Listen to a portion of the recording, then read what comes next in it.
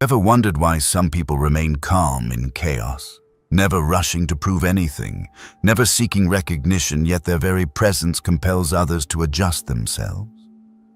It's not because they're stronger, wealthier, or more skilled. It's because they've learned to enter this world from a silent center within. Their pull isn't loud. It stems from an inner stillness, a kind of quiet power that never needs to shout, yet cannot be ignored. In a world where everyone is constantly chasing attention, affirmation, and visibility, turning inward, focusing on the self, has become both difficult and urgent. We're pulled by other people's definitions of success, shaken by other people's lives, and forgetful of restoring order within our own minds. We don't live by our own principles. We react to the noise of the crowd, to social expectations, or the fear of being left behind. This video isn't just about self-development. It's about freedom. Not the kind you win by defeating others, but the silent kind that comes when you're no longer a slave to your own mind. We will walk through 19 principles, 19 quiet but unshakable laws to build a new kind of order from within. The order of focus, of self-mastery, and of silent strength. 1. Not every thought is yours. There are days when you wake up and the moment you open your eyes, a flood of thoughts crashes into your mind like anonymous noise in a crowded train station. I'm not good enough. I'm falling behind. They're getting ahead of me. I'm worthless. Everything is going to fall apart. They don't arrive in order. They don't knock. They just barge in like an unruly crowd. And before you realize it, your mood drops. Your chest tightens. Your heartbeat stumbles. You feel like you're reacting to reality. But in truth, you're reacting to a stream of thoughts that just passed through and you mistook them for yourself. We tend to believe that if something appears in our mind, it must be true, or at least it must reflect something essential about who we are. But that's no different from thinking that if a leaf lands in your palm, then the wind must have come from inside your body. Thoughts come from many sources: habits, memories, old wounds, fears borrowed from others, even echoes from society absorbed without your awareness. But they are not you. They are only passing through. The Stoics called them first impressions. Not truths, not objective realities, but initial sensations that show up in the mind, often full of bias, emotion, and reflex. Epictetus once said, "Don't be deceived by first impressions. Ask them, who are you? Where did you come from? What proof do you have?" We can't stop thoughts from appearing, but we can absolutely choose whether to believe them or not. The trap is this: most of the time, you don't ask. You don't observe your thoughts, you dissolve into them. When your mind says, "I'm not good enough," you instantly agree, as if it were written into your birth certificate. You assume, if I think it, it must be true. But the truth has no obligation to align with the chatter in your head. Reality is not defined by inner dialogue, especially when that voice is raised by fear, comparison, and a lack of awareness. Imagine you're sitting in a room, and someone knocks on the door. Each knock is a thought. Some knock gently. "You can do this." Others bang hard. "Everything's falling apart." Some whisper, "They're laughing at you." The issue isn't how many knocks there are. The issue is who you open the door for. When you open the door, you invite them in, serve them tea, and let them talk all afternoon. The longer they stay, the more they shape your feelings and behavior. So, mastering your mind isn't about locking the door to all thoughts. It's about learning to become a wise gatekeeper.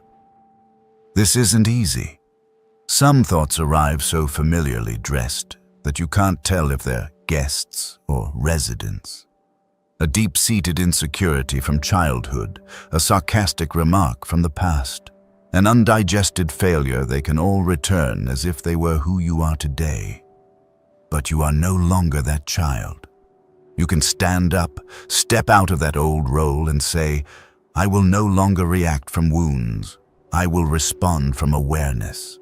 Every time you pause, exhale, and ask that thought, are you even true? You are practicing the greatest power. Humans possess the power to choose your response. And that is where inner freedom begins. Not from controlling everything that happens, but from knowing that whatever happens, you don't have to let it shape you. Remember, you're not having thoughts. Thoughts are passing through you, and you are the one who decides what to keep. Every thought is like a fellow traveler. Some are thieves dressed as monks. Some are silent guides. But you hold the reins. If you're careless, your mind will drag you everywhere. If you're awake, you'll know when to tighten the reins, when to loosen them, and when to stop completely. Strength doesn't lie in always thinking positively. Strength lies in being able to step out of any thought and observe it like a cloud drifting across the sky. Some clouds are dark, some are light. But in the end, you are the sky, not the clouds. 2. Nothing is heavy until you aim it, so we don't live in reality. We live in the names we give to reality. Something happens, and the first thing we do isn't accept it, but define it. This is a failure. This is humiliation. This is a setback. And the moment you name it that way, weight begins to form. Not from the event, not from others, but from your own internal language. One person loses their job and calls it the end and suffers, thinking they've hit rock bottom. But another, in the same situation, calls it liberation and begins to honestly reassess their life. The issue is not the event itself, but the label you place on it. And the label you choose determines the direction of your emotions, behavior, and future. The world doesn't distribute pain randomly. We weigh it based on the names we assign to it. Some people get rejected once and call it unforgivable humiliation. They cling to that name as if it were truth, letting it erode their self-trust for years. Meanwhile, someone else gets rejected 10 times and calls it training in patience. They don't deny reality, but they refuse to let negative definitions take root. The name you choose becomes the shape that experience wears. Stoic philosophy doesn't teach you to sugarcoat life, it teaches you to see the structure of perception clearly. Epictetus said, "It's not the events themselves that disturb us, but the way we interpret them." That interpretation is not neutral. It's shaped by old beliefs, unprocessed memories, and quiet expectations you've carried since childhood. When something happens, your brain isn't reacting to the event, it's reacting to the story you're telling yourself about it. And the more extreme your language, the heavier it becomes. That's why, under the same circumstances, one person collapses while another rises. Not because one is stronger, but because they don't attach the same labels to the same event. One says, "I was betrayed." The other says, "I saw their true nature." One says, "Everything is falling apart." The other says, "Finally, something has been shed." The difference isn't in the words themselves. It's in the ability to refuse being bound by fixed labels. We can't avoid pain, but we can decide whether that pain is a deep wound or a wake-up call. A fall isn't a tragedy until you tell yourself you've been defeated by life. Silence isn't an insult until you name it as disregard. The events around us are not inherently moral or meaningful. It's we who inject them with meaning, emotion, and consequence. And if you're awake enough to pause before naming them, you can choose a different name, one that moves you forward instead of trapping you. Imagine each experience as a stone. You can place it down, observe it, acknowledge it, or you can wrap it, label it, pain, shame, failure, and strap it to your back to carry everywhere. Not because it's heavy, but because you chose to hold it under a name that won't let you let go. If every time you're hurt, you label it with fear, you'll live your whole life in alarm. But if you learn to rename it or not name it at all, you'll find that many experiences are just part of the flow. Nothing more, nothing less. Strength doesn't lie in denying pain, but in naming it in a way that lets you keep living. You can call it a challenge, a change, the beginning of a necessary ending, a test of resilience, a chance to see your own limits. In doing so, you don't reject reality, but you also don't give it the power to define your life. You choose how to read it rather than letting others write your story for you. And finally, remember, pain is not heavy on its own. The name you give it, that is the true weight you carry. If you feel tired, don't rush to blame life. Look at the label you've placed on each experience and ask yourself quietly, could I name it something else, something lighter, clearer, and truer? 3. Strength lies in the pause. Most of what people regret doesn't come from circumstances. It comes from how they reacted too quickly in those circumstances.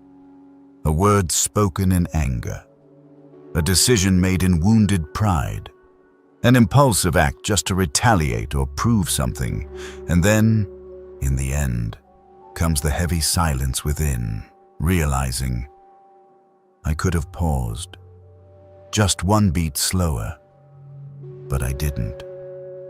The cost of living without a pause is the erosion of dignity, because the moment you react unconsciously, you're no longer yourself. You've handed control to emotion, or more precisely, to raw instinct. And in that moment, you are no longer the one making the decision, you're being dragged. You're no longer acting, you're only reacting. That's why the Stoics emphasized, our greatest freedom isn't in our circumstances, it lies in the space between stimulus and response. In that sliver of time, you have the power to choose. The pause doesn't last long, sometimes just a second or less, but it marks the line between the impulsive and the composed. It is the space where you notice the anger rising, recognize the fear wanting to take over, hear the voice inside urging you to do something right now to regain balance. And you can choose to do nothing. No rushing, no reacting, no diving into the spiral. You exhale, and you stay. The pause isn't avoidance. It's the art of self-mastery. People often think silence means weakness, but they don't understand. Silence, when you have the right to speak, is the highest form of restraint. Someone who can pause before reacting doesn't lack emotion. They feel it, but they don't let it blur their values, their goals, or their character. They won't let a moment of anger destroy a relationship. They won't let a wounded ego drag them into chaos. They won't let a fleeting emotion create lasting damage. In battle, the most skilled fighter is not the one who strikes first, but the one who waits for the right moment. The same is true in the inner life. Maturity doesn't mean never getting angry. It means being able to stand still in the fire and not let it command you. The weak need to act to feel alive. The strong just need to stand still and feel their presence. When you practice the pause, you're building distance between yourself and the world. Not a wall, but a space of freedom. You're no longer pulled by others' words, no longer swept up in emotional chaos, no longer losing yourself in the urge to respond to everything. That pause is the place where you return to your center, where you don't need to win, don't need validation, don't need to do anything except ask, if I truly owned myself, how would I respond? Epictetus once said, it's not what happens that hurts you, it's how you receive it. And to receive it wisely, you need the pause. a pause to reflect, a pause to respond in alignment with your values, not your emotions. A pause to stop reacting like a machine and start responding like a conscious being. Over time, the pause doesn't just preserve your peace in conflict, it protects your self-respect. Because you no longer betray yourself just to satisfy your anger, fear, or fragile ego. You're no longer a puppet of emotion. You are the one observing it, understanding it, and choosing when to act. True power doesn't lie in your ability to strike back, but in your ability to endure without losing calm. Practice the pause. Not because you're weak, but because you're strong enough not to need instant victory. Not because you don't feel, but because you refuse to act solely because of what you feel. And not because you're passive, but because you're creating space to respond in a way you won't regret. In pausing, you reclaim agency. You turn emotion into material, not into a self-destructive weapon. And finally, remember, the moment you pause, even for a breath, is the moment you stop being a victim of emotion and become the master of your response. And in that very moment, you touch a silent but unshakable strength, one that no one can take from you, except you. 4. Fear ends where self-mastery begins. Fear doesn't arrive loudly. It never breaks in like a burglar. It's quieter, smarter, and far more persistent. It disguises itself as your own voice. It borrows the tone of your parents, your teachers, old lovers, past failures, and even people you once admired. Then it whispers, "Careful, don't do that. Am I really good enough? What if they reject me? What if I fail?" And you think it's reason, but it's really fear in the mask of a caring friend. Fear is an instinct designed to protect us. But the irony is, the older we get, the more misplaced that instinct becomes. It no longer protects you from predators, but from the judgment of others. No longer from death, but from embarrassment. It starts to panic over things that haven't even happened. And when you let fear decide, you're not really living, you're avoiding life. Everyone knows fear. But the Stoics refused to let fear define who they were. Marcus Aurelius wrote, "Frequently consider the worst-case scenario not to dwell in worry, but to prepare for serenity." That's the practice of self-mastery. You don't avoid fear. You face it, you approach it, you name it, and you strip it of power through awareness, because you know every fear is a shadow, and no shadow can survive in the light of self-knowledge. Self-mastery is not about becoming emotionless. It's when fear rises, you don't let it steer you. You hear it, but you don't obey it. You see its hand reaching out to pull you back to safety, but you still move forward. Because you understand, the safety fear promises always comes at the cost of missed opportunity. And you cannot grow if you retreat every time you face the unknown. We often lie to ourselves with clever excuses. I need more preparation.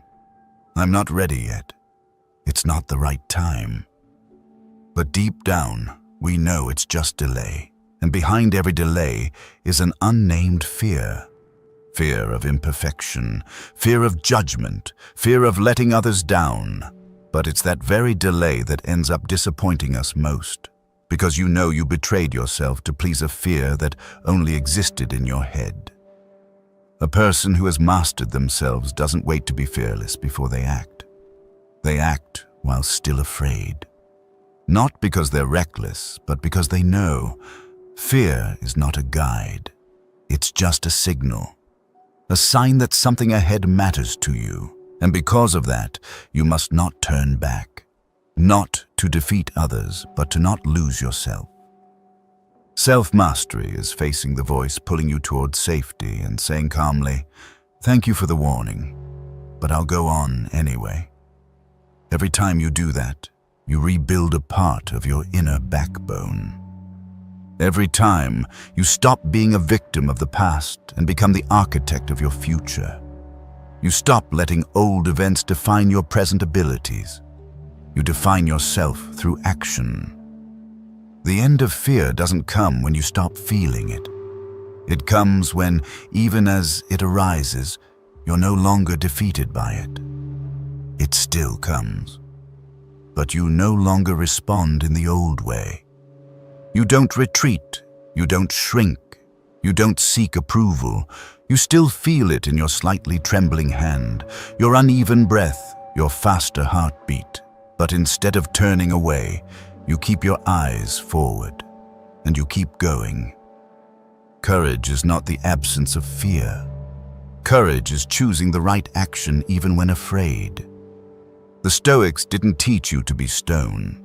They taught you to be the kind of person who can stand in the storm without losing direction.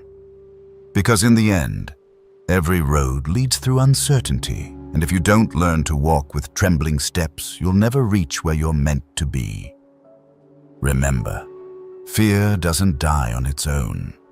It dies only when you look straight at it, understand why it exists, and decide not to let it steer your life anymore. Fear is not your enemy, but it will rule you unless you step forward and declare, "I don't need to be fearless to act, I just need to master myself." 5. Live as if you had already died. What if you woke up tomorrow and realized that you had died yesterday? Everything you once worried about would no longer matter. Everything you regretted would already be sealed by time. Every argument you once wanted to win would be forgotten. And in that moment, you're granted one more day not because you deserve it, but because you've never truly lived it enough. Those who have died or came close do not live like those who've never faced death. They do not rush, but they do not delay. They do not waste time on meaningless distractions. They do not trap themselves in cycles they no longer believe in. They are selective about who they keep. They go deep into what they truly care about. Because to them, everything now is a second gift, and they no longer live as if infinite chances await. Marcus Aurelius once wrote, "Perform every act, speak every word, think every thought as if it were your last." That philosophy is not about resignation, it is about clarity. Not about living to prepare for death, but about living as if each moment had been handed back to you and you must make it count. When you shed the illusion that you will live forever, you begin to touch the true pulse of life. We often live as if there's plenty of time. We postpone what matters. We let ourselves fall into half-hearted relationships, hollow conversations, and soulless projects. We allow ourselves to react poorly, thinking we'll apologize later. We live as if the end is far away, as if we get unlimited retrieves. But no one is promised tomorrow. And when death comes, the tragedy is not that nothing remains, but that so much was left unlived. Imagine if today were your last chance to feel the sunlight. You wouldn't pass by the one you love with an absent-minded glance. You wouldn't dismiss your own emotions just to please the crowd. You wouldn't hide the things you truly want to do. You would live honestly. You would choose clearly. You would act with your full heart, with no calculation, no performance. Because when death lays a hand on your shoulder, you no longer want to be anyone but yourself. To live as if you had already died is to stop wasting the life you still have. You no longer chase success by someone else's definition, because you know no applause can rescue you from emptiness at the end of the day. You no longer fear being misunderstood, left behind, or rejected because you know all of it will pass as if you never existed. And you no longer resent small things because you've lost everything once, and now everything feels like a reward. Those who have died once become more grateful. They appreciate every breath, every glance, every breeze against the skin. They don't need everything to be perfect. They just need to be present fully. They don't live to accumulate more, but to release what no longer matters. Not because they're indifferent, but because they've seen the fragility of all things. And they understand. Only what truly matters is worth carrying to the end. You don't need to nearly die to begin living. You just need to imagine your death honestly and lay the real question on the table. If I don't know how many days I have left, do I want today to pass like this? If the answer is no, then stop delaying change. Don't wait until you're looking back on your life from a hospital bed to realize the greatest regret wasn't what you did, but what you never dared to live. Those who live as if they had died don't seek thrills, don't act recklessly, don't live carelessly. They live with a silent urgency, a deep focus, a clear decision, a ruthless shedding of the unnecessary. They don't let time pass in a fog. They choose each step with awareness because they know each second is what remains, not what prepares. And if there's something you need to begin today. If there's something you need to release it today. If there's someone you need to thank, apologize to, or love, don't wait. Because once you live as if you've already died, you will never waste another moment of your life again. 6. An insult is just an invitation. You have the right to decline. An insult is not a blade. It cannot cut you unless you reach out and catch it. But most of us do just that unconsciously. Someone says something disrespectful, drops a sarcastic remark, or gives you a contemptuous look. And you feel hurt, not because their words have real power, but because you accepted them as truth. The Stoics taught that while you cannot control what others say, you can absolutely choose not to let their words reach your core. An insult, if you do not receive it, cannot become a wound. The words still exist, but they slide off like water over stone. They're just sounds, currents of air carrying someone else's bias, not a definition of who you are. Epictetus once said, "If someone calls you a donkey, look back and see if it's true. If it is, don't be angry, they simply spoke the truth. If not, then why be angry? It doesn't describe you." That may sound simple, but it forms the foundation of powerful self-mastery. It reminds you, an insult can only wound what's already fragile inside you. We get angry not because others are wrong, but because we want to prove ourselves right. We feel belittled, disrespected, hurt, because deep down, we crave affirmation, and the insult negates what we're trying to hold on to. But once you truly know your worth, no words can shake you, because you no longer need anyone to validate the self-respect you've built through inner discipline and quiet strength. An insult is an invitation to enter a game of emotional chaos, an invitation to retaliate, to defend, to lower yourself to someone else's level. But not every invitation must be accepted. You can stay still, you can smile, you can choose not to speak, not to react, not to be pulled in, and in that silence, you don't grow weaker, you preserve your power for what truly matters. Many confuse reacting with strength. They think you must snap back, clap back, assert yourself to prove you're not weak. But the truth is, if you must shout to prove your strength, you've already handed it over. True strength is knowing you could respond, but you choose not to. Not out of fear, but because you simply don't waste your attention on what isn't worthy of it. When insulted, pause for 1 second and ask, why am I upset? Maybe you're protecting an image. Maybe you feel exposed. Maybe your past is speaking, but all those reasons have one thing in common. You've allowed someone else to take control of your emotions, and that is exactly where you must reclaim your authority. Words carry no weight. The meaning you assign to them is what gives them mass. If you see a remark as an attack, you will defend. If you see it as noise, you will ignore. If you see it as a chance to reflect, you will grow. But all of that starts with your choice. No one can force you to be insulted unless you agree. Some people spend their whole lives collecting insults, as if building a wall to protect their pride. They carry them everywhere, recall them in every wound, and let them shape how they treat others. But there are also those who, when insulted, quietly turn away. Not because they didn't hear, but because they won't waste their energy on small things. They have something more precious to protect their inner stillness.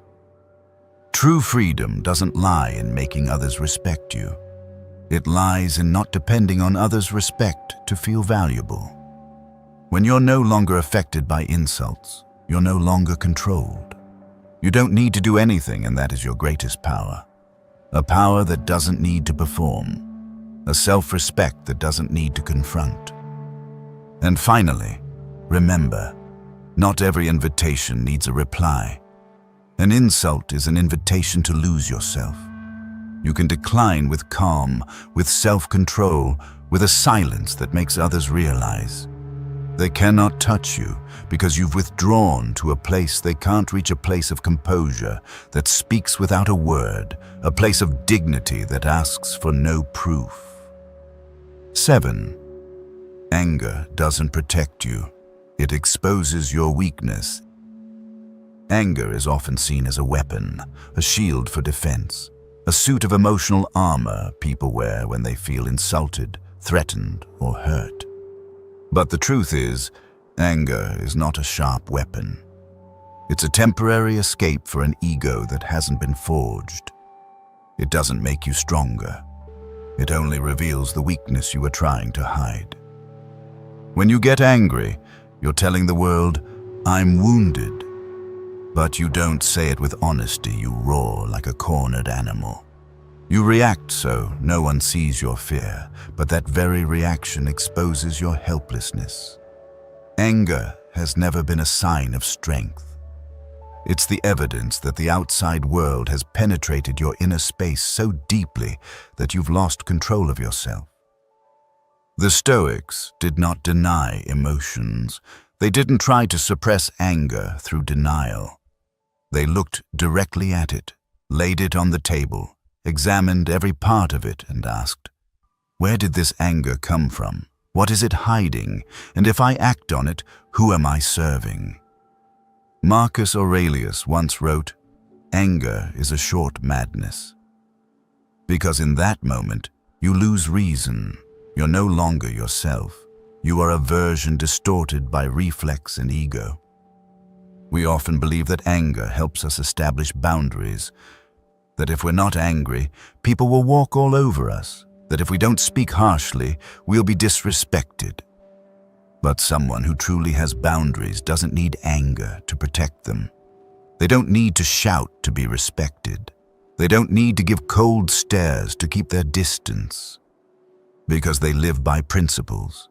And principles, when upheld consistently, form boundaries that cannot be crossed even when not a single word is said. Anger can only flare up when you allow others to grab hold of your weakness. An offensive remark, a contemptuous look, a disrespectful act, none of it can touch you unless you are still dependent on external validation. But once you stand firmly in your own values, you'll see those things for what they are. Just noise. You don't need to react because you don't need to defend. And in that silence, you become unshakable. The weak need to get angry to appear strong. The strong stay silent to preserve their peace for what matters more.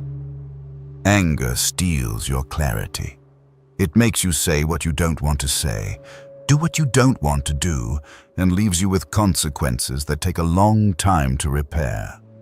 And worse, it can destroy the image you've built over years in just a few seconds of lost control.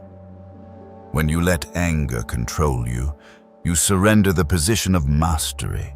You get pulled into someone else's game. They provoke you, you react, and they win. They don't need logic. They don't need virtue, just making you lose your temper is enough. They've taken what's most precious, your composure. And you're no longer writing your story, you're merely reacting to theirs. True strength is not in never feeling anger, it's in not letting anger do the talking. You can notice it rising, you can admit it's there. But you don't act impulsively. You stop, you breathe, you look deeper into the source. And instead of shouting, you choose silence. Not to suppress, but to transform it into clarity. Anger, when thoroughly observed, dissolves like mist. But anger that is suppressed or unleashed will only continue to poison your mind afterward. Pay attention. Those who make you most angry are often those you care about most. That's not wrong. But if you let them determine your state of being, you're giving them a power they do not deserve. Self-mastery doesn't mean becoming a rock. It means choosing to respond not from habit, but from values. You respond instead of react. You remain steady instead of clashing, and that is how you protect yourself without ever needing to seem intimidating. Finally, remember, anger doesn't protect you, it makes you lose yourself. No one truly respects a person who cannot control their emotions. You can scream and win the argument today, but if you lose your calm, you've already lost in the long run. Choose firmness, hold on to timely silence. Because the moment you could get angry, but don't, that's when you become truly undefeatable. 8. The more you crave, the less free you become. There is a quiet yet ruthless paradox that governs human life. The more you crave something, the more you become dependent on it. What you think will set you free often becomes what binds you most. Because the moment you say, "I need this to be happy," you've placed your happiness in something outside yourself. And anything external can be taken away. We don't recognize the chains of desire because they don't hurt right away. They're wrapped in sweetness, illusions, and the crowd's approval. The desire to be successful, admired, loved, respected on the surface. These seem harmless, but if you're not careful, those desires will evolve from wishes into needs, and from needs into obsessions. You begin to trade your freedom for the feeling of belonging. The Stoics did not reject joy, but they understood this. The fewer things you need to feel whole, the harder it is for others to control you. Epictetus once said, "Freedom is not doing what you want, but not being forced to do what you don't just to get what you think you need." When you can look directly at a desire and ask, "If I don't have this, am I still myself?" You're beginning to enter the territory of true self-possession. We often tell ourselves, "I just need this one thing, then I'll be at peace." But in reality, each achievement births a new craving. One who is recognized wants more recognition. One who is loved fears losing it. One who gains power becomes wary of those who might take it. And in that spiral, people don't live, they chase. They chase security, attention, and the shadow of who they think they must be. The cost of craving doesn't lie in not getting what you want. It lies in the fact that even when you get it, you're no longer free. You start fearing loss, fearing others more, fearing not being enough. You become hypersensitive to opinions, to comparisons, to gossip. Everything becomes a threat to what you're trying to hold. And you live in a constant state of defense, tension, and restlessness. Freedom isn't about having everything. It's about not needing everything to be yourself. When you walk into a room and don't feel the need to prove anything, that is freedom. When someone loves you, but you don't need their love to exist, that is freedom. When you turn down an opportunity simply because it doesn't align with your values, that is freedom. And to have that freedom, you must dare to let go, to let things that aren't essential drift away. The Stoics weren't spiritually impoverished. They chose a kind of wealth that no one could steal. A person who doesn't need admiration to feel worthy is someone who cannot be insulted. A person who doesn't need the crowd to feel steady is someone who cannot be manipulated. A person who doesn't need possessions to feel life has meaning is someone who cannot be bought. And so, they are not just free, they are untouchable. We are taught that desire is motivation, but that's only true if you're not controlled by the desire itself. If you can say, I want this, but if I don't get it, I'll be fine. You are in control of your desire. But if you say, if I don't get this, I'll fall apart, then the desire controls you. And from that moment, you've handed your inner keys to something outside yourself. Freedom is the ability to walk forward without being dragged back by fear. It's the ability to live in truth, even when it makes others uncomfortable. It's the ability to choose the small but honest things instead of the flashy but hollow ones. And it all begins by observing yourself. What's driving me?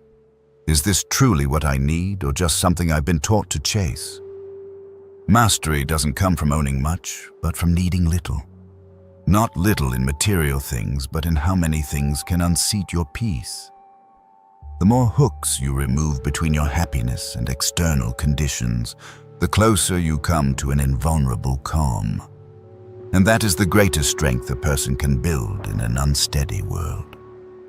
In the end, remember, you don't need to be emotionless, and you don't need to give up everything to be called a Stoic. You only need to learn how to desire consciously, to love without owning, to want without depending, and to live a life where you never trade your freedom just to look like everyone else. 9. Pleasure is the sweetest trap. It is not pain but pleasure that lulls people into chains without realizing it. Pain still keeps us alert, but pleasure does not. It is gentle, subtle, seductive. It whispers, you deserve to feel good. Reward yourself. Just a little longer, then you'll get back to it. And with just a few careless nods, you trade your clarity for fleeting comfort, not knowing you've taken the first step into a prison without walls. We live in an era where everything is designed to satisfy immediate desire. Every app, every service, every headline shortens the path from want to have. And instead of growing through discipline, people now learn to live by reflex. Feel sad, open social media. Feel empty, go shopping. Feel tired, eat. Feel anxious, watch videos. These seemingly harmless actions don't just waste your time, they sever your connection with yourself. Pleasure is not wrong, but when it becomes an unconscious habit, it begins to rewrite your inner architecture. Every time you choose comfort over what's right, the brain takes note. Every time you postpone what's hard to reach for what's easy, you weaken just a little. And over time, you forget what endurance feels like. You become dependent on the next hit, the newer thing, the flashier feeling, never stopping to ask, what am I really searching for in all this? The Stoics did not despise joy. They simply refused to be ruled by it. Seneca once wrote, "Nothing is more dangerous than being guided by pleasure, for pleasure knows no bounds." A satisfied desire does not end, it only gives rise to another hunger. And if you don't know how to stop, you'll keep running not to enjoy, but to escape the emptiness that follows its absence. Pleasure is the sweetest trap because it doesn't scare you. It lowers your guard.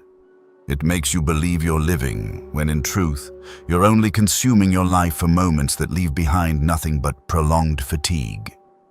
You stay up late watching meaningless videos. You overeat because you crave comfort. You delay important work just to chase an instant dopamine hit. Then you blame yourself, look for another pleasure to soothe the guilt, and repeat. No one is forcing you, but somehow your freedom is already gone. The trap of pleasure is that it never appears as a trap. It disguises itself as a reward, as self-care, as well-deserved relaxation.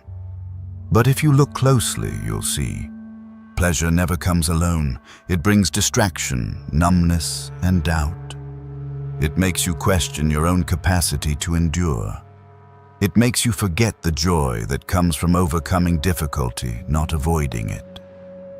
A person who has mastered pleasure is someone who has truly matured. They're not someone who never enjoys. They're someone who clearly knows what's driving them. They don't let fleeting emotions decide the long-term quality of life. They know when to say, "That's enough." They understand that one glass of wine can warm the heart, but 10 will ruin everything. One night of indulgence may feel nice, but a month of it leaves you lost. And so they choose moderation not out of harshness, but because they treasure their inner freedom more than any temporary high. In this age, awareness is an act of rebellion. When you dare to stop chasing pleasure, you're standing against an entire system built to make you dependent. And every time you say no, to ease and choose what's difficult, you're not just building willpower. You're reclaiming your own territory where you, not some emotional craving triggered by a notification, make the decision. There is a strange peace when you're no longer driven by the need for constant stimulation. You sit still without feeling empty. You work without needing instant reward. You live without everything having to be entertaining. And from that simplicity, a deeper joy begins to grow. A joy that comes from detachment, from knowing. You don't need to chase anything just to feel valuable.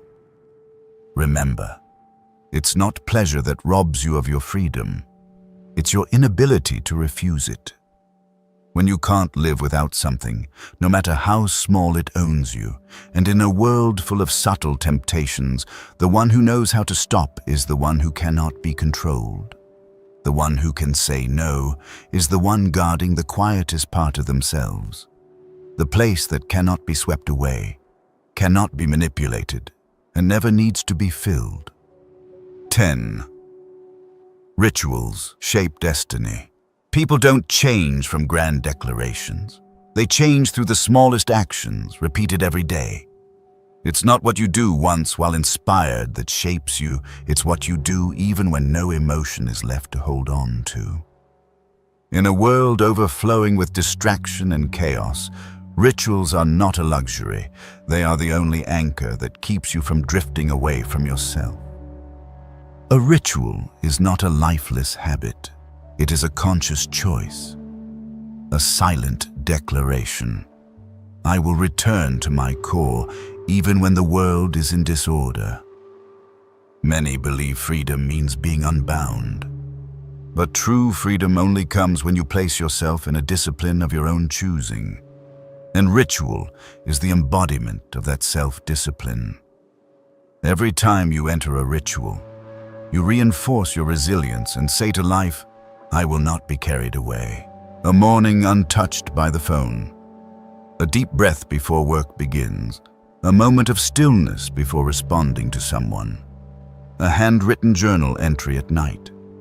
These small acts may seem meaningless, but over time, they not only help you slow down, they make you different.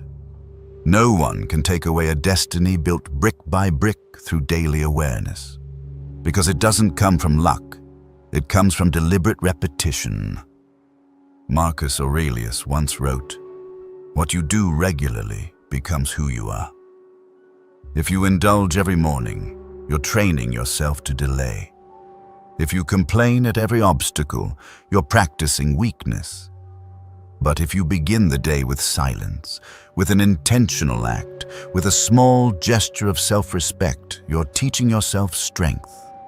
Not to conquer others, but to master yourself quietly. Modern people often mock rituals. They think it's all formality, that feeling right is all that matters. But emotions are the most fragile of things. They shift with the weather, with circumstances, with someone else's frown. If you live by feelings, you're a rudderless boat in an open sea. Ritual is the rudder. It doesn't care if you're happy or sad, motivated or drained. It only asks that you show up on time, the right way, as a promise to yourself. Ritual is how you bring the soul back into every act. When you wash your hands like you're cleansing your mind. When you light a candle like you're rekindling your inner flame. When you write your thoughts like you're holding up a mirror to your soul. These things are not for display, they are for restoration. Not to prove, but to remember that you are not what's happening out there. You are the one who chooses how to enter life with meaning. When the world around you falls apart, what holds you together? When you're disappointed in others, lost in work, confused in relationships, what keeps you from collapsing? Not outside advice, not temporary inspiration, but something repeated like a heartbeat, like the light at dawn, like the ritual you've kept even when no one is watching, a place where you're allowed to be weak but never to give up. The Stoics understood. Discipline is not external force, it is knowing what truly matters and not letting the temporary ruin it. A ritual kept through time not only creates change, it creates a new kind of person. Someone who is steady, who doesn't need to be flashy but always has a center, who lives as if being observed not by others but by their best possible self. Don't wait for inspiration to begin. Don't wait for life to be easy before being kind. Don't wait for others to change before living with discipline. Begin with one small ritual, a moment of mindfulness in a long day, a cup of tea unrushed, a sentence written with no need to post it, then repeat it daily as an act of resistance against the haste, forgetfulness, and distraction of this age. Because in the end, you are not shaped by the grand things you once dreamed. You are shaped by the small things you continue to do. Without ritual, you are a leaf. With ritual, you are the root, and roots do not fear the wind. 11. Voluntary simplicity is a form of freedom. Poverty is not having little.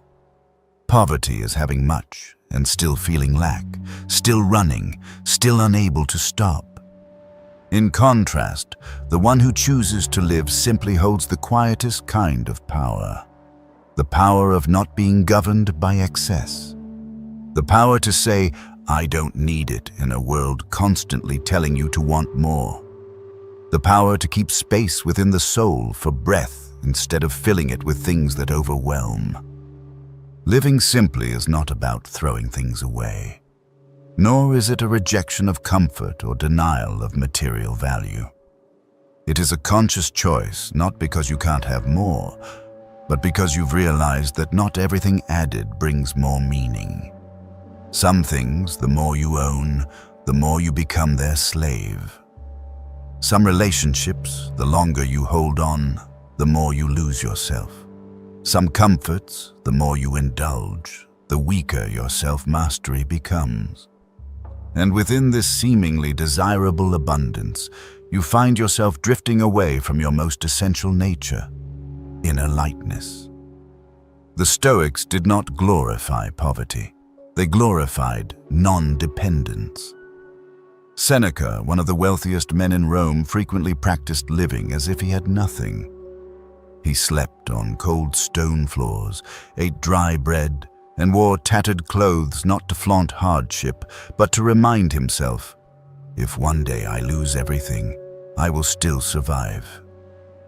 That is the spirit of freedom, not fearing loss because you're already familiar with less. Not dreading lack because you've learned to live with the bare minimum without losing your dignity. We live in a consumer culture where everything is measured by accumulation. Whoever has more wins, Whoever is busier matters more. Whoever displays more is more valuable. But if you're clear-headed enough to pause, you'll see the deep contradiction. The more things surround you, the more hollow you feel inside. The busier you are, the less you live. The more you show off, the more you feel judged. And this loop continues unless you're brave enough to choose a different path. Simplicity is the art of removal. Removing what is unnecessary to see what truly matters. Removing artificial busyness to reconnect with inner depth. Removing the performance to return to your essence. Simplicity is not lack. It is the refusal to overflow. No excess noise, no excess desire, no excess expectations. And in that refinement, you do not shrink, you become unshakable. Because you have nothing left to lose. No more need to pretend, no distance between who people see and who you truly are. Voluntary simplicity is not about running away from the world, but facing it without a mask. You go to work, but do not define yourself by a title. You have a house, a car, but do not measure your worth by numbers. You have friends, but feel no need to constantly prove you're okay. You show up not flashy, not fake, not excessive. And that simplicity makes you so clear that no one can manipulate you. The hard part about simple living is not giving up material things, but giving up the identity you've attached to them. You're afraid of being judged if you don't have this. Don't do that. You're afraid of losing the feeling of being seen when you no longer have things to talk about. But that fear is the real prison. And the moment you step out, 12. Sadness is also a sculptor of the soul. No one escapes sadness. Whether the strongest or the most indifferent, we all encounter unnameable emptiness at times. But what brings a person down is not the sadness, it's how they choose to look at it.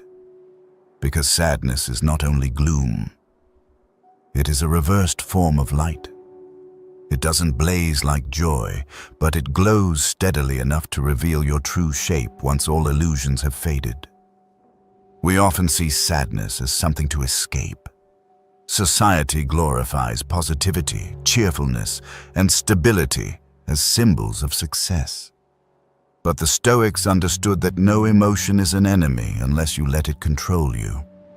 Sadness, when calmly observed, teaches lessons joy could never tell.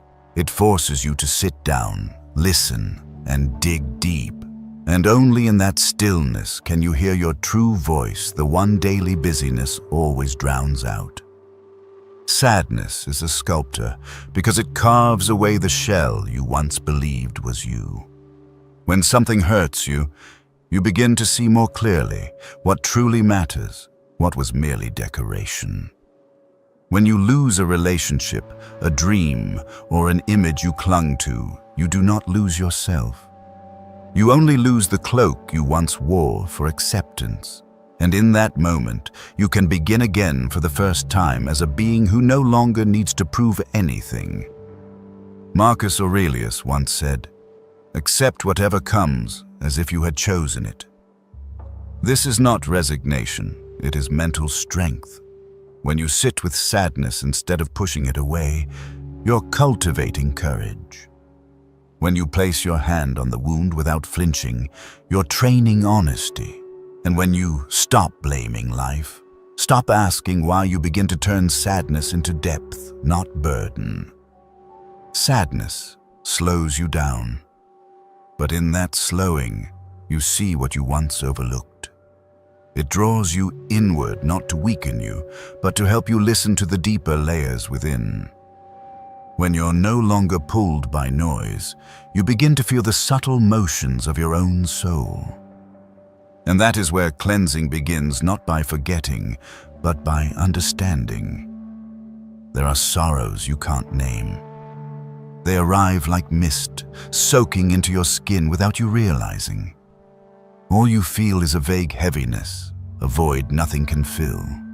But if you are quiet enough, brave enough not to rush into pleasure to patch the hole, you'll discover it is the necessary space for something new to grow. Like soil must be tilled before seeds are sown, like a mirror must be wiped clean before reflecting clearly. Sadness, if fully lived, is the silence that allows you to be reborn. We're taught to always be strong, always positive, always fine. But in truth, no one is always fine. And you don't need to be. What you need is the truth. And sometimes the truth is, you're sad. Not because you're weak, but because you're human.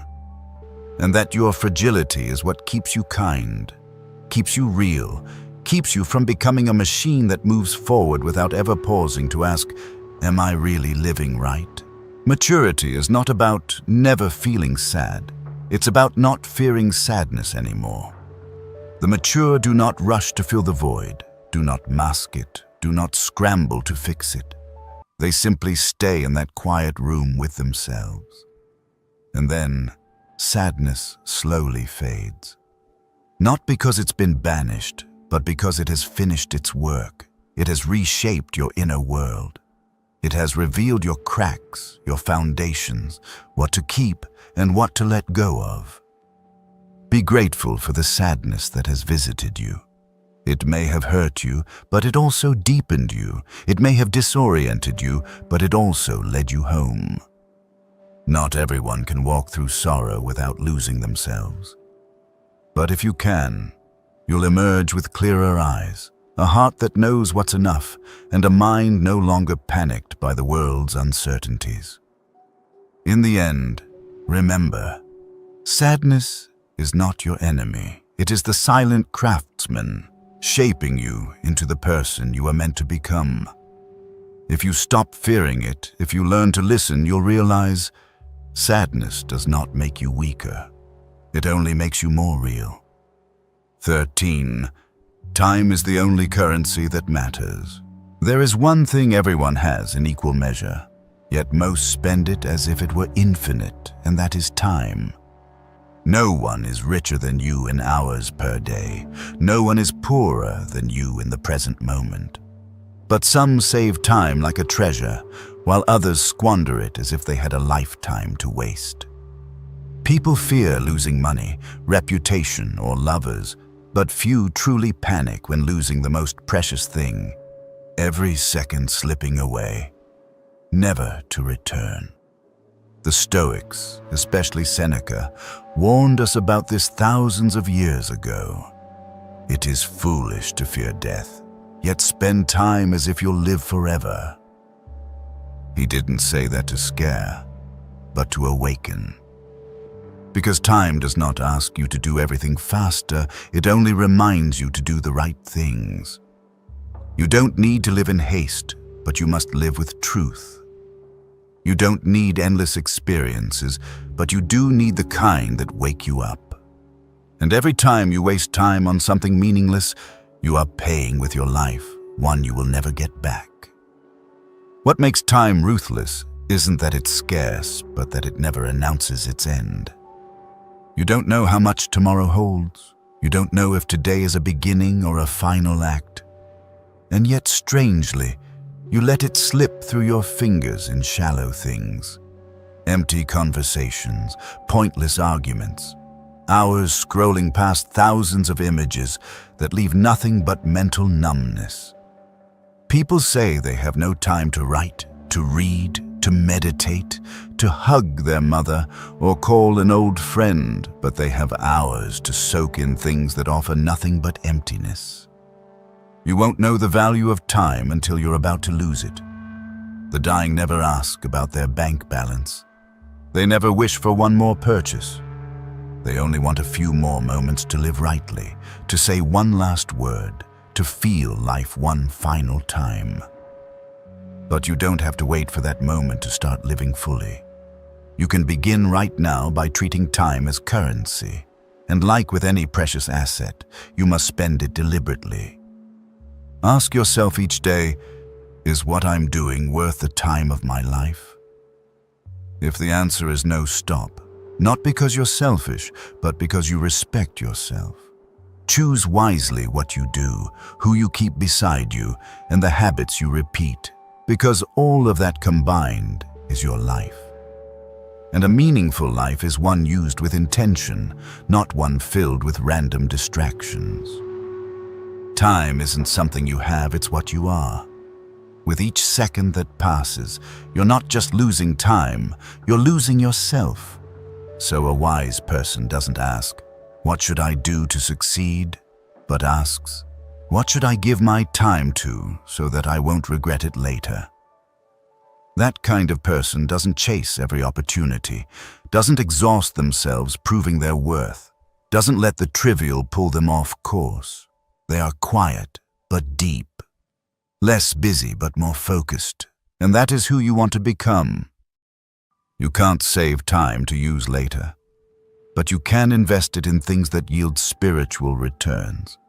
A mindful morning, a page of honest writing, a sincere conversation, an hour without social media, a slow, unrushed meal.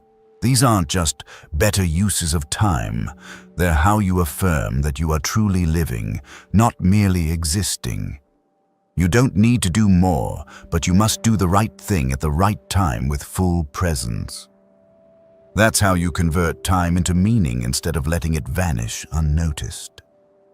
Finally, remember, time doesn't ask if you're ready. It just flows, quietly, without permission, without mercy. But if you understand that, and live with a gentle urgency, not rushing, but never wasting, you'll start to feel something sacred. That time is not your enemy. It is the conductor of your life. And if you learn to listen, to move with its rhythm, you will not only master time, you will master yourself. 14. Don't seek perfection. Seek progress. We grow up in a world that worships perfection. Flawless photos, achievements condensed into brief bios, people painted in flawless light. And then, you start expecting yourself to be the same, no mistakes, no weakness, no slowing down. But in that relentless pursuit of an ideal image, you end up losing something far more important. The ability to keep moving forward, even if only by one small step. Perfection is an illusion built to keep you feeling inadequate. It sets an unreachable target and whispers in your ear when you're tired, "You're not good enough." But you weren't born to become someone else's ideal.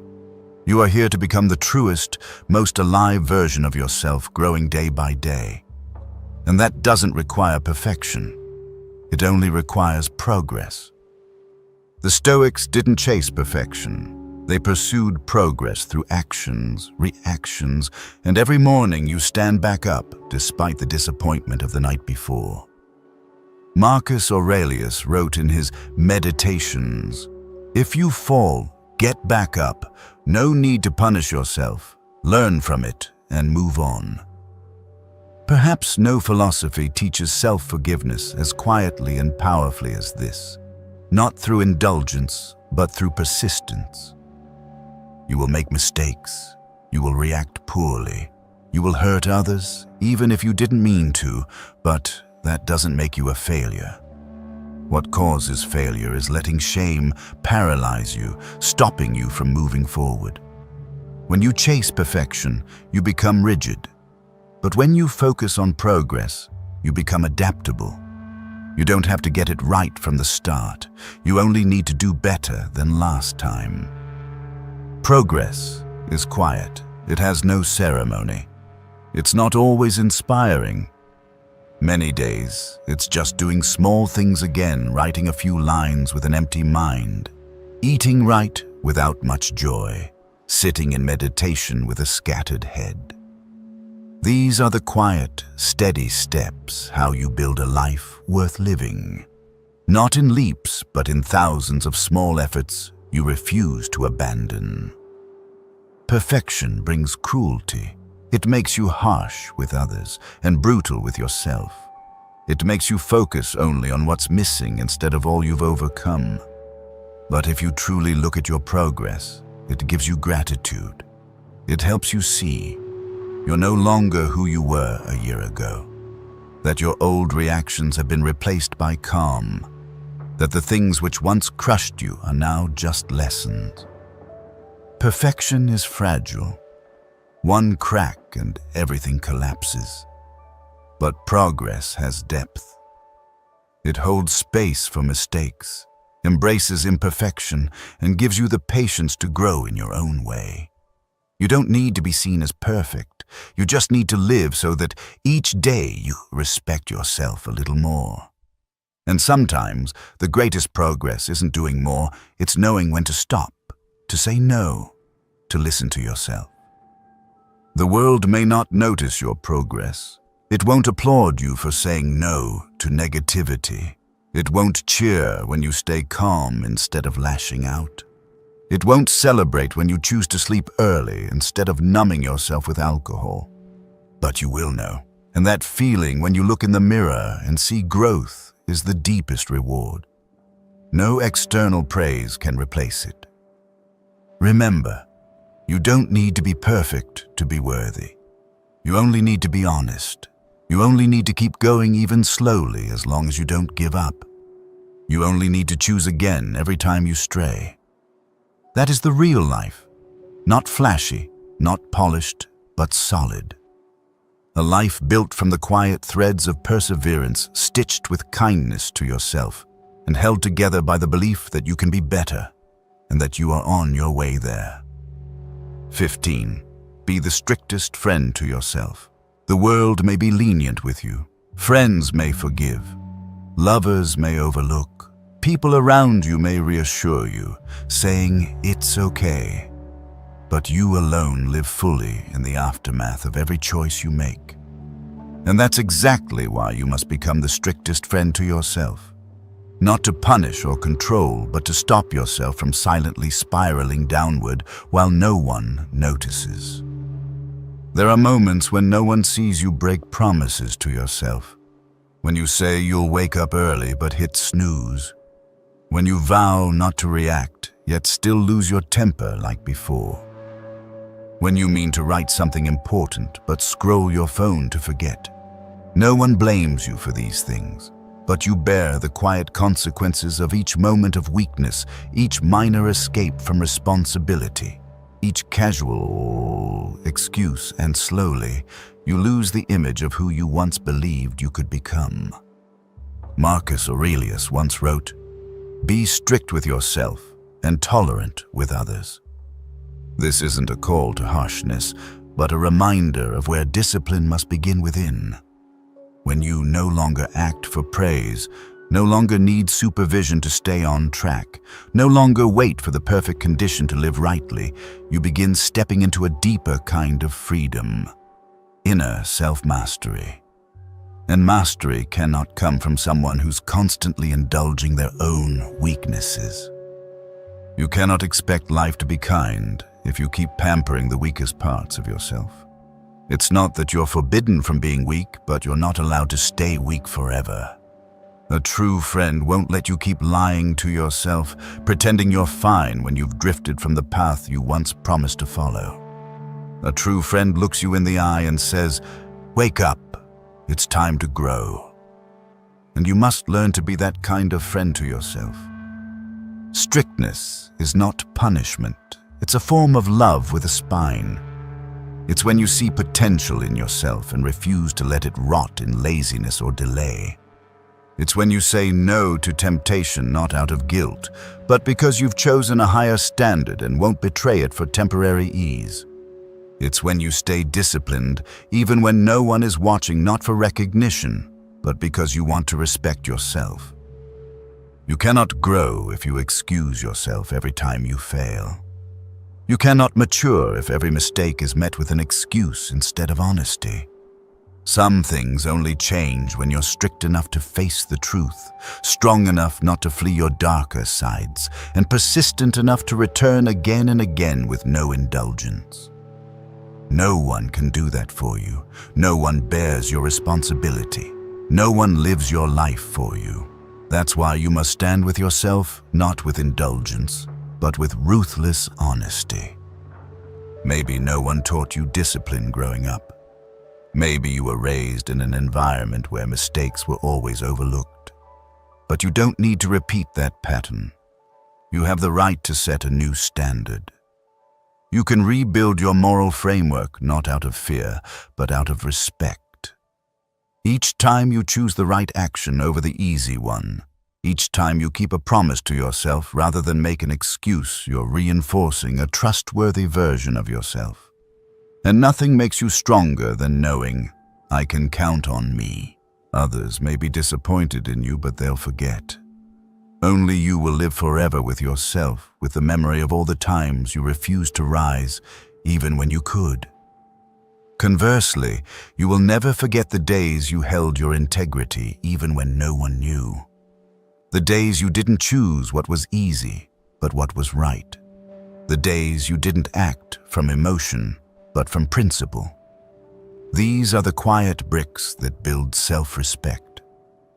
And once you have self-respect, you cannot be shaken because you need no one to hold you up. Be the strictest friend to yourself, not to become cold, but to become steady, not to be ideal, but to stop falling into self-betrayal. Don't forgive yourself too quickly each time you go against what you know is right. Name it, correct it, begin again, not with guilt, but with awakening. Because you deserve a better version of yourself, and the only person who can take you there is the one who will no longer tolerate your stagnation. 16. Life is a play. You don't choose the script, only how you perform. We come into this world without choosing where we're born, without choosing our parents, without choosing our circumstances. We don't get to decide whether we grow up with love or lack, with ease or adversity. Like actors summoned to a stage, we arrive without knowing what play we're in. But that's not a source of helplessness. On the contrary, it is the birthplace of real freedom. Because you don't need to choose the script to show character. You only need to choose how you perform each day, each role, each unexpected scene you're given. Epictetus once said, "Life is a play. If it's short, perform a short one. If it's long, perform a long one. If your role is poverty, perform it well. If your role is disability, perform it excellently." Perhaps no words more simply and sharply capture Stoic philosophy. You do not control the script, but you do control the character you choose to become. And character doesn't lie in your lines. It lives in how you show up to every situation life throws at you. Some spend their entire lives resenting the script. They blame unfair parents, unstable society, unfaithful lovers, indifferent bosses, misunderstanding friends. They say, if I were born under different conditions, I'd be different. But that's a never-ending dream because it takes the power of choice out of your hands. When you blame the script, you give up the role of director in your own life. From that point on, you're just a passive spectator, watching your life unfold as if someone else were living it. Stoics understand a deep truth. You may not control the storm, but you can decide how you walk through it. You don't have to be strong in the sense of never falling. You only need to maintain dignity even when in pain. When loss strikes, allow yourself to grieve, but don't let grief strip away your kindness. When failure comes, allow yourself to sit, but don't let self-pity become your home. When misunderstood, allow yourself silence, but don't let anger dictate your response. That's how you own the role even when you don't control the script. You won't be asked whether you want to learn that lesson, whether you're ready to be betrayed, whether you're okay being pushed from your comfort zone. But you'll always be asked in silence how you will respond. Will you let circumstances rewrite who you are? Or will you let your character rewrite how you move through those circumstances? And in that moment, you are no longer the victim of the play. You become an artist, a living artist, breathing soul into the role you've been given. Life isn't fair and never will be. But that unfairness cannot reach your spirit unless you allow it to. What you need isn't an easy plot, but a resilient mindset. You don't need privilege to live with depth. You only need the awareness to see that every situation is an invitation to show up with your highest self. Whether the role is tragedy or comedy, you can still choose to express courage, clarity, and integrity without needing anyone to applaud. Some days the play will feel heavy. The lines will repeat in dull monotony. The audience may seem indifferent, but that doesn't matter. Because the real stage isn't lit by spotlights, it's in how you live each moment. How do you live when no one's watching? How do you respond when no one knows? Do you choose dignity, or do you react from impulse? That is what separates a lifeless role from a soulful one. And you always have the power to choose. A great actor doesn't need a great script to shine. They can make a minor role unforgettable just by being real in every moment. Likewise, you don't need an easier life. You just need to live more deeply. You don't need a grand title, just great character. You don't need flashy opportunities, just loyalty to the principles you've chosen. And every time you choose what's right over what's easy, you are shining, even if no spotlight sees it. A great play isn't measured by length, but by the emotion it evokes. A meaningful life isn't measured by what you have, but by how you walk through every twist and turn. When the curtain falls, no one will remember how much money you made, how many lovers you had, or how many followers you gained. They will remember how you lived. And more importantly, you will ask yourself, did I live true to my character? If the answer is yes, then no matter how many tears or storms your play contained, you'll still bow to life with peace. 17. You belong to an order greater than yourself. There are times when you feel small to the point of suffocation. When life doesn't go as planned, when the person you love turns away, when dreams fall apart, efforts collapse, or simply when you wake up with no motivation to keep going. In those moments, it's easy to believe everything is against you, that the universe is too vast, too cold, too indifferent, and you are lost in a chaotic world with no anchor. But that is only a feeling, not the truth. The truth is, you are not separate from this world. You are a part of it, and whether you see it or not, you belong to an order greater than yourself. The Stoics called this logos the rational order of the universe, an invisible principle that governs everything, from the movement of planets to the rhythm of your heartbeat. Not a god, not a mystical force, but a quiet wisdom embedded in the fabric of all things. A tree doesn't ask why it must shed its leaves. The ocean doesn't rebel against the tides. The sun doesn't complain about rising every day. They don't need to understand, they simply do their part, and you too are a part of that order. But unlike the tree, the sea, or the sun, you are given consciousness. And it is precisely this consciousness that causes you to doubt what all of nature already accepts. You don't need to understand every event to believe in something greater. You only need to pause, listen, and see that everything happens not to harm you, but to place you exactly where you're meant to be in the map of the universe. When a door closes, it's not an end. It's how the cosmic order redirects you to a path you hadn't seen. When you lose what you thought mattered, it's not punishment. It's the universe lightening your load so you can step into the next phase. But only if you are still enough to observe instead of resisting with panic. Maybe you think you're alone, but zoom out. Your position in this world is not random.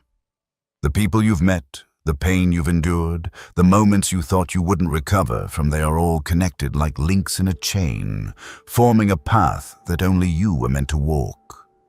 It's not a fixed destiny. It's an invitation to awaken and move forward as a deliberate part of the whole. You don't need to do something grand to prove you deserve to exist.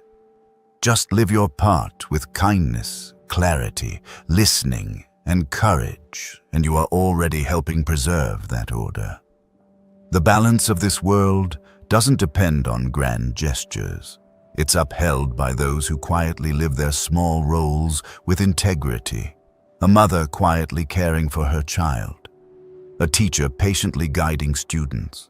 A person who doesn't lash out when provoked.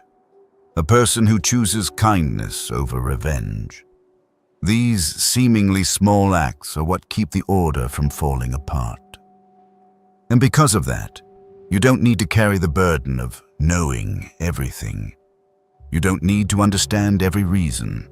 You don't need to control all that comes your way, because what you control is only your response. The rest, let the universe handle its part.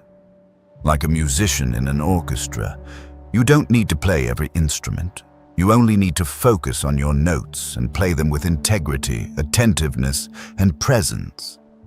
Then even if you are just a single sound in the great symphony, you are still helping create harmony.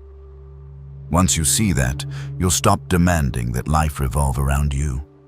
You'll be less disappointed when not recognized, less reactive over petty things, because you realize you are not the center of the universe, but you are an essential part of its design.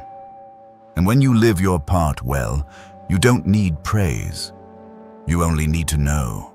This world, no matter how vast, still has a place carved out just for you. Seneca once wrote, "Live in accordance with nature, for only then will you no longer oppose yourself." Nature here isn't just trees or weather. It's the essence of all things of movement, of change, of loss and renewal. When you know you are part of that, you won't despair when something is lost. You won't panic when life doesn't go your way. Instead, you'll learn to observe, to accept, to adapt, not passively, but with a quiet strength that comes from knowing. You are playing your role well even if you don't yet know what the next scene will bring. You don't have to force a life purpose. You just need to live with dignity in the midst of chaos, and from the way you live, meaning will emerge. Because nothing is more noble than a human being who chooses to live rightly even when the world demands nothing of them. That is how you help hold this order together. And that is how you find your true place, not where you control, but where you are needed without having to prove it. 18. People err, not from malice, but from blindness. Some wounds don't lie in the action itself, but in how we interpret it. When someone hurts you, betrays, deceives, or does something cruel, your natural reaction is to label, "They're bad, they're evil, they wanted to harm me." These judgments may offer a momentary sense of control, but over time, they burn your spirit with bitterness. Only when you look deeper do you realize most wrongdoing in this world doesn't stem from malice, but from blindness. People do wrong because they cannot see what's right. Epictetus once said, "No one does wrong knowingly. When they do wrong, it's because they believe they are doing right." This statement isn't an excuse, it's illumination. Because if you truly grasp the root of wrongful behavior, you will no longer be angry. You won't need to forgive with words because your heart already understands. You won't be bitter over betrayal because you know that person had no other way to act at that moment, given the limits of their awareness. When someone speaks harshly, it may not be because they hate you, but because they're ruled by a fear of being disrespected. When someone controls you, it may not be cruelty, but the wound of a child who was never taught to trust. When someone lies, it may not be coldness, but a lack of courage to face the cost of truth. Every wrongful act is a result of distorted perception bent by experience, fear, and ignorance. And once you see that, you no longer see an enemy, You see a person lost in their own darkness. But because no one taught us to see this way, we fall into a loop. They hurt us. We get angry. We retaliate. They suffer. They lash out even more. We feel more justified. And so the spiral deepens, not because anyone is truly evil, but because both sides are blind in their own way. Stoicism never encourages weakness, but it also never promotes blind reaction. It teaches, when someone is wrong, your first task is not to condemn, but to understand. Not because they deserve forgiveness, but because you deserve peace. Marcus Aurelius once wrote, "When others are wrong, don't rush to despise them. Remember, you've been wrong before, and might still be wrong in ways you've yet to realize." This doesn't make you a victim. It makes you a responsible observer.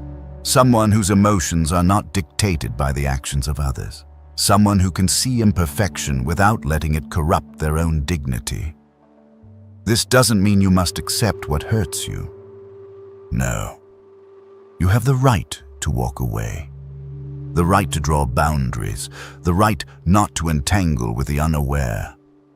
But you don't need to carry bitterness. You don't need to hurt them to prove you were right. Because doing so turns you into the very thing you once resented. Forgiveness here is not an act, but a way of being.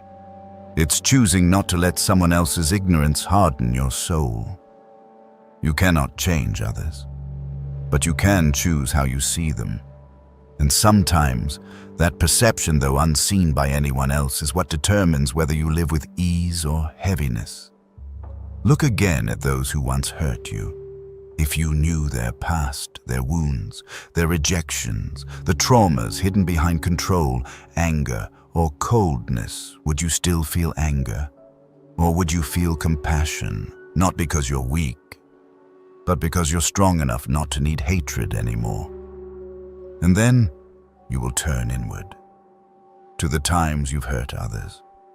The times you lost control, lacked clarity, fell short of wisdom, and you will see clearly. You were not a bad person, you were just blind. And if you can forgive yourself for not knowing better, you will learn to see others with the same eyes that were once closed. Once you understand this, you will no longer react impulsively. You won't let a single cruel word ruin an entire day. You won't let someone's carelessness define your worth. You won't need others to change for you to find peace, because you've begun to master not the world, but yourself, and that is the deepest freedom a person can know. People don't do wrong because they choose it. They do it because they cannot yet see the right. And the only light that can guide them is not criticism, but awareness. You don't need to lecture anyone. Just live in a way that your awareness illuminates your path, and if they're ready, they'll find their way to you. If not, keep walking with calm, with clarity, and with an unspoken compassion. 19. Silence is the weapon of the strong. There is a kind of strength that makes no sound, requires no proof, and doesn't need to win in an argument. It is the strength of silence. In a world where everyone rushes to speak, everyone fights to be right, everyone needs the last word to feel seen, silence becomes the coldest declaration. It is not passivity. It is not surrender. It is a deliberate choice to refuse to let others shape your response. Silence is not what you turn to when you're out of words. It's where you go when you understand that words are no longer necessary. When someone insults you, you can react and fall into an endless spiral. Or you can see them as someone tangled in their own chaos and walk away with composure. That silence is not avoidance. It is a refusal to join a game where the only reward is mutual harm. You win not by striking back harder, but by refusing to be controlled. Marcus Aurelius once wrote, "Keep your serenity when others insult you, for that serenity is the answer they never expect." The Stoic does not stay silent out of weakness. He stays silent because he knows. Reacting emotionally is how you hand your soul to another. And no one deserves that power, especially those who cannot control their own words. Silence is a form of inner control. You cannot choose what others say, but you can choose whether or not to let their words enter you. And silence is the first shield. It blocks the toxic noise. It creates a space, a buffer, where you can observe, reflect, and respond only when your purpose is clear. That's what makes silence powerful. It's the pause before any war is fought. There are situations where words only make things worse. When someone isn't truly listening, saying more helps nothing. When they're led by pain and delusion, every argument makes them more defensive. And when someone is trying to provoke you, what they want is not truth, they want your reaction. In that moment, silence strips away the power they're trying to seize. But true silence is not easy. It requires you to be steady within. Because if you still crave validation, you won't endure the feeling of losing by staying quiet. If you still need to win to feel worthy, you'll say things just to protect a wounded ego. Only when you no longer need to prove anything do you become strong enough to stay silent with dignity. Silence is also a test of self-mastery. When you're angry, words become knives. They can cut relationships, hurt those you love, destroy trust, and leave scars even you cannot heal. Silence in those moments is an act of compassion, not just toward others, but toward yourself. It reminds you, you don't need to hurt anyone just because you are hurting. And then there is a deeper kind of silence, quiet, inward, complete. It's the silence of observing life without judgment. When you learn to see others without labels. When you walk into a room not to impress, but to understand what others need. When you let your actions speak instead of announcing them. In that state, silence is no longer a tactic. It is a way of being, living without display, present without noise, powerful without proof. This world values great speakers, but history remembers those who knew when to be silent. Those who didn't need to shout to lead, didn't need slogans to inspire, didn't need to win every debate to keep their dignity.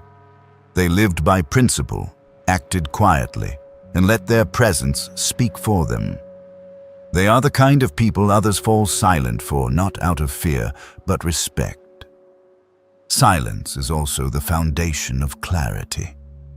When you don't react immediately, you gain time to see the issue from different angles. You aren't swept away by impulse. You don't let someone else's pain become yours. And in that stillness, you hear your real voice, the one that doesn't come from ego, but from awareness. Not from reflex, but from intention. That is how the Stoic lives, never letting the outer world define the inner one. And finally, silence teaches you this. Not everything needs your intervention. Not every problem needs your advice. Not every argument needs your verdict. Not every wrong must be exposed. Some things are better left in silence, not because you don't care, but because you've seen your limits. That is wisdom, knowing you don't have to fix everything and choosing instead to protect your own peace. When you truly understand the power of silence, you feel lighter. You no longer need to control every conversation, have the last word, or prove anything. You step out of the battlefield of ego and into the space of presence, a place where you don't avoid anyone, but you also don't confront unnecessarily. A place where serenity is armor unseen, but impenetrable. I used to think that strength meant being seen, that it meant saying everything I believed was right, proving that I wasn't weak, wasn't afraid, wasn't backing down. But the more I spoke, the more I felt tangled. The more I tried to convince others, the more I felt lost. until I learned to observe myself in silence, to observe anger without feeding it, to observe sadness without becoming its victim. And it was in that silence that I truly heard what I needed, what I lacked, and where I had gone astray. Not everyone will understand this. Some will say you're cold, distant, or indifferent. But you don't need to argue, because the only person you truly need to reach is yourself. When you can sit alone and look into your own mind without fear, that's when you know you've begun to take control. If you found value in this video, please like, subscribe to the channel, and turn on notifications so you won't miss any future content. The Stoic journey isn't for those seeking comfort, but for those ready to pass through themselves each day with presence. Be the one who is silent but not invisible, the one who is still but never ordinary. See you in the next video.